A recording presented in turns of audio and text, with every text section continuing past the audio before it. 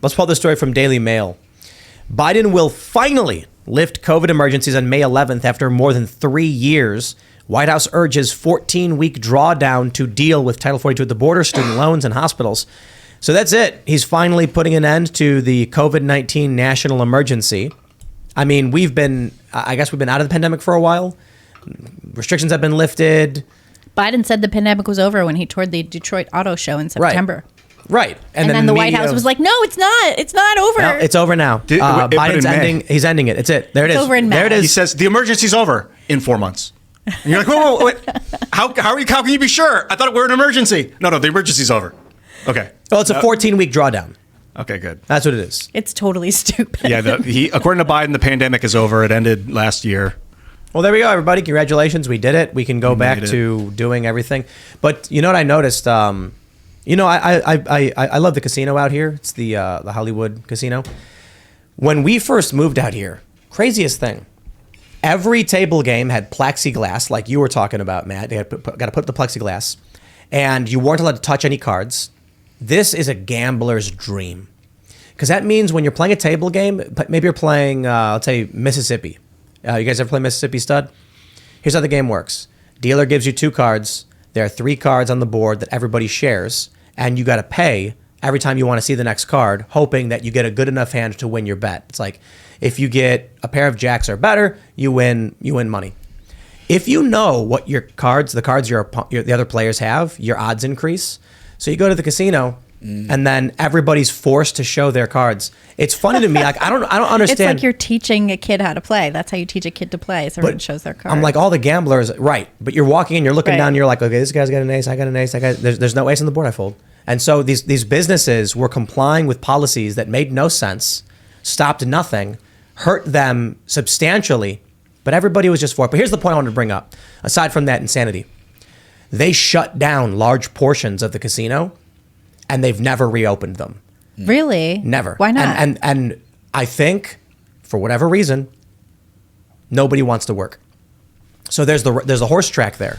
And we went out, not this weekend, but the previous weekend, and we went to the horse races. It's so much fun. You guys ever go to the horse races? Yeah, I have before. they're a blast. Yeah, you like they have a horse race every 15 minutes, and it's a minute-long thing, but you get some food, you get a beer, whatever. You bet $1 on the horse with the silliest name, and then you hope it wins, and then you win like $1.50 or something. Maybe it's a good time. It's a good time. It's fun. It's silly. It's outdoor. And but it's outdoor, and so we went there. And it was funny because we were there with Shane Cashman and Nancy, his wife. And he bet on this one horse called what was it called? Like American Pride or something, or American Patriot. And when we were looking at the horses going around, like they're doing the the warm up, his is going sideways and like fighting. He's like, oh no. And it came in last. Oh, that's awesome. We were laughing. My horse came in first. I ended up winning like $50. But anyway, there's no restaurant. You'd sit and eat food and watch the races outside, and it's so fun because every 15 minutes the horses are running, and they said they really want to reopen it, but they can't find anybody.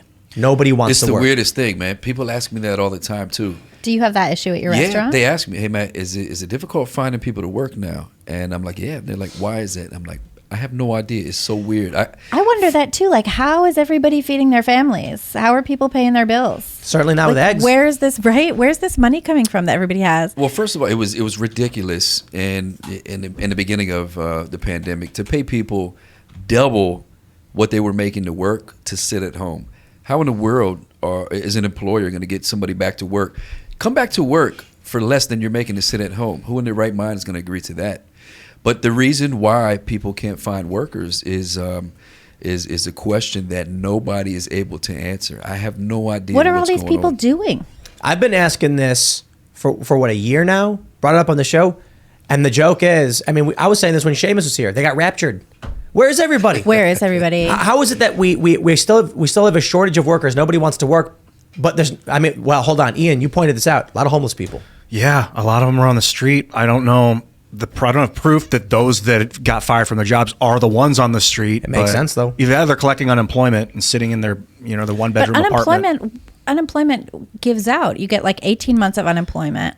I've always been like sort of terrified to not have a job. I've been working full-time like basically since I was 19 years old. I don't know how else you're supposed to exist. Like, what are you supposed to do? I got unemployment for Gamble? about 2 years. Right. A lot of people seem to be doing That's that. that's a not problem really- too. They said like I'm not great at in that, as you 1984. can They're like attest. football, alcohol, and gambling are the three like signs of the end of the civilization, especially gambling. is Football, what- alcohol, and I gambling. think those are the three that George Orwell talks about. Was it Gambling's you, no you joke. and Taylor were with us, right, at MGM? Yeah, Taylor won a bunch of money, and I That was lost hilarious. $300. We went to MGM National Harbor, and Libby just lost every hand. And Yeah. Taylor Silverman was with us, and her first hand, she gets trips on 3-card poker and won like $1,000. Yeah. It's She was like, insane. Libby, I made your money back.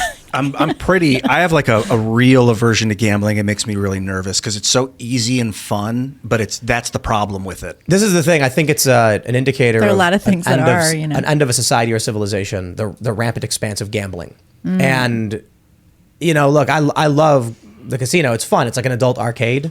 You never go there thinking you're gonna win money. I'm not talking about going and being like, oh boy, I'm gonna take my rent money and bet it, and then no, you don't do that. You get $100 or whatever, and you say we're gonna just play some fun games, minimum bets, just for the fun and excitement. Then have some food and go home. And it's like going to the arcade. You're spending $100 on games, no different than if you went to an arcade and put $100 in your chip machine so you can play tokens with your kids or something. But there are people like But- Mr. Beast who No, but there cured are people, 1,000 people's blindness. Right. Except I go to the casino and what do I see? It's people milking themselves dry. I walk up to the ATM and I see a receipt. True story. Saw the receipt and I pulled it out because I'm curious. Like, who are these people betting all this money? It's crazy to me.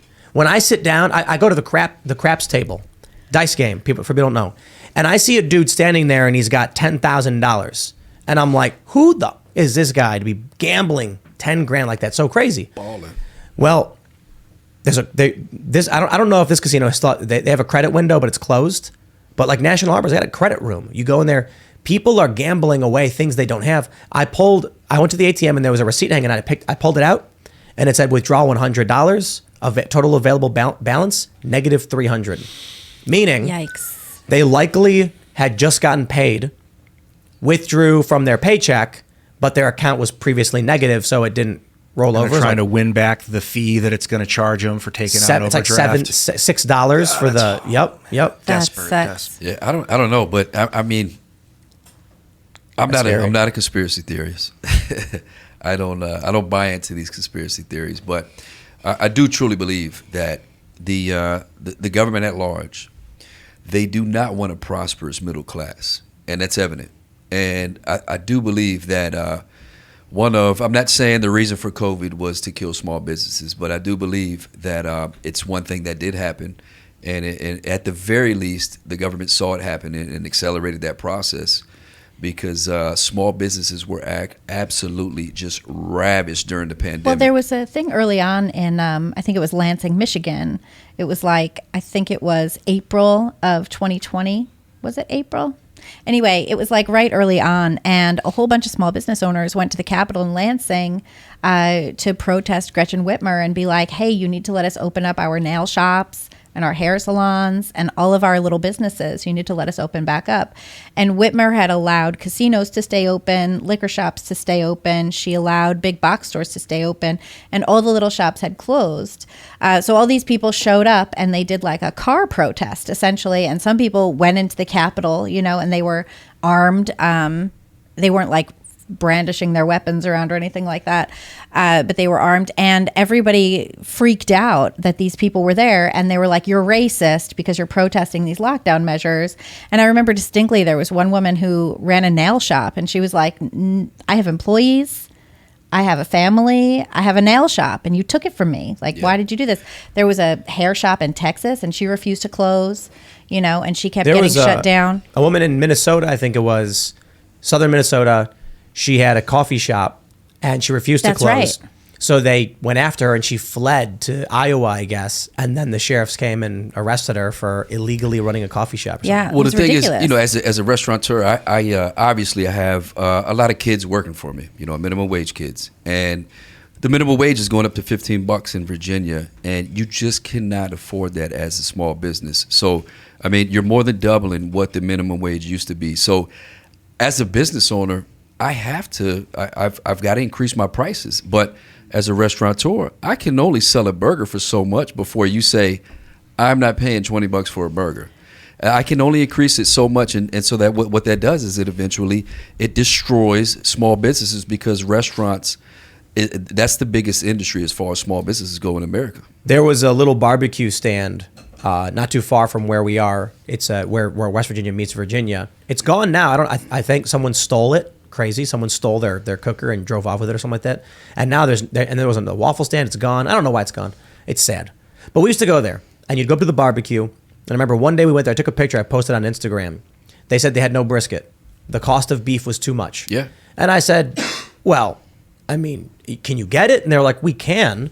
But who's going to want to buy a $20 brisket sandwich? Exactly. And I was like, yeah, I'll take the $5 chicken sandwich. Yeah, and the thing is, what people don't realize, and I mean, it's the most obvious thing to me, is that minimum wage more than doubles, right?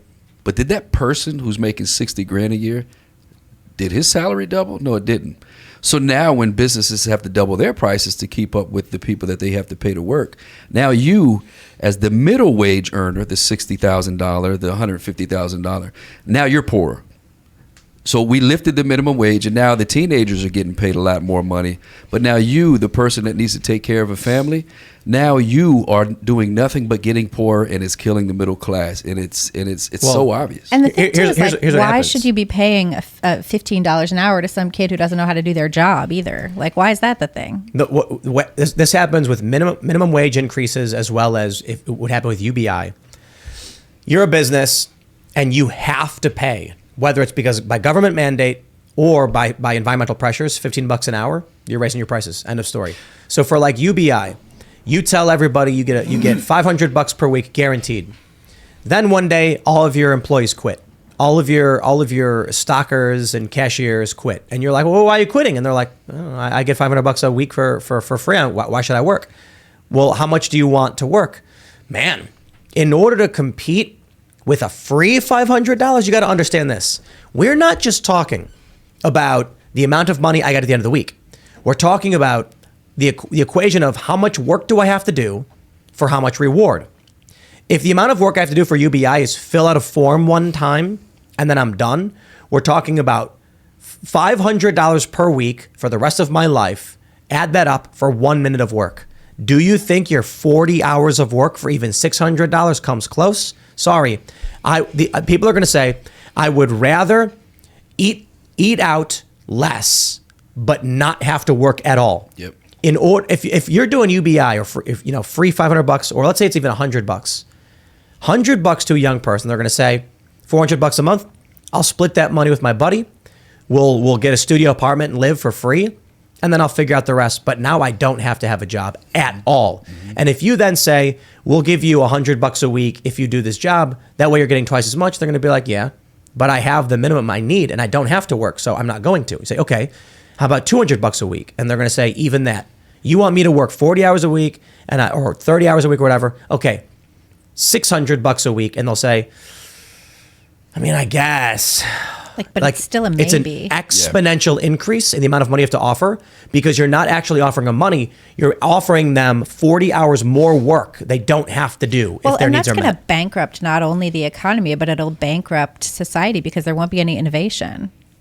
Well, yeah. Who's all for these minimum wage increases? These big corporations, the ones that fund these politicians' campaigns. Well, and that then they can put the small businesses out of business. Exactly. So Walmart, Starbucks can afford the 15. How can I compete with Walmart, who a teenager can just go there and stock shelves and by the way, put their AirPods in and not have to deal with any customers and listen to music while they're stocking shelves and make $18 an hour.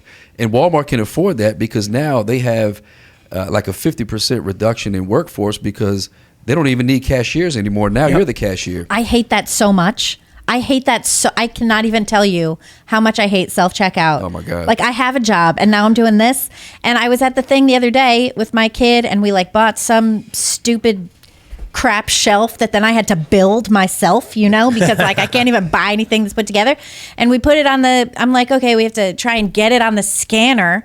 It's this whole undertaking of engineering project. And we don't even realize that there's like a glass sitting there that I had already paid for, a little toothpaste cup, and the whole thing, the The shelf smashes into the glass goes flying. Now everything is smashed. And now I have to clean up the smashed glass that I already paid for that I can't even take home. Thanks for watching this clip from the Timcast IRL podcast. Hang out with us live Monday through Friday at 8 p.m. and become a member over at timcast.com for uncensored, members-only shows exclusive. Thanks for hanging out, and we'll see you all next time.